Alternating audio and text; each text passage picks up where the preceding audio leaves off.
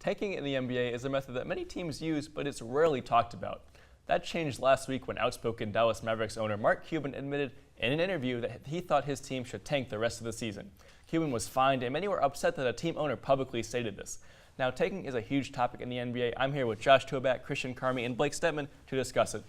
Now, boys, the NBA has created a new lottery system for 2019. Do you think this can fix tanking, and if so, should it? The lottery system in itself doesn't really help tanking because here's the thing. Teams will always try and gun for those top spots. And in my opinion, teams like the Nets, teams like the Kings, teams like the Lakers recently, they're always trying to rebuild. I don't necessarily agree with that. I think with these teams in this new lottery system, the top 3 picks, they all have the same chance of getting that first pick, and then going down. There's not just one good talent in the draft. Those top 3 picks are usually pretty good. But between 1 and 7, that's a huge difference.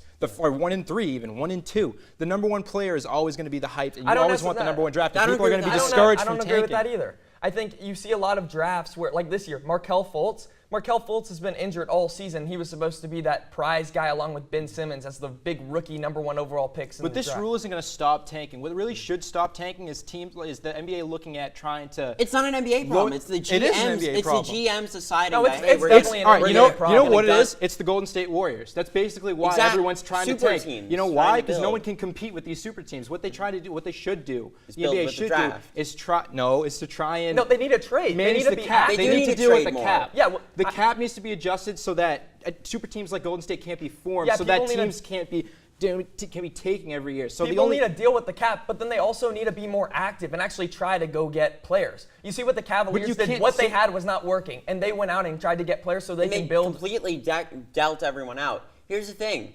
GMs are saying, "Hey guys, we're going to tank this season. We're gonna No, I don't think that. Yep, I don't get that either. They might trade away their players, but the guys on the team are going to try. They're getting paid millions. Teams like the 76ers have been doing this for years, trying to build. And look what they have. And look exactly what's happened with the Nets, especially the Nets. Ever since they've moved to Brooklyn, they've tried to rebuild over and over and over again. And great Paul Pierce, good trade for Paul Pierce and KG. Look how that worked. That's how. I mean, I admit poor a lot management of these, from the teams. I agree. I think a lot of some of the teams, like you've seen consistencies in teams. The Suns, they haven't been good since the Steve Nash, Amari Stoudemire duo. But they have Devin Booker, and look what they're doing. Yeah, but that's one player. That's a good draft pick. You know, we have good. They're at least draft mediocre picks. now. These cellar dwellers like the Kings, who constantly are just always in the bottom of the league. They can't keep trying to. You also see that with the draft Magic, like but I think with these players, I think the right coaching and the right management is really big. Like Victor Oladipo, drafted by the Orlando Magic, didn't play like everyone wanted to, and now look at him with the Indiana Pacers. He's a star of the team. Wrong player. Well, so it seems we got very split opinions on tanking. So I want to talk about Mark Cuban for a second. The NBA kind of prides itself on transparency, but they still fined him for this. Did he deserve to get fined? I think he does. Listen, you need to just be smart.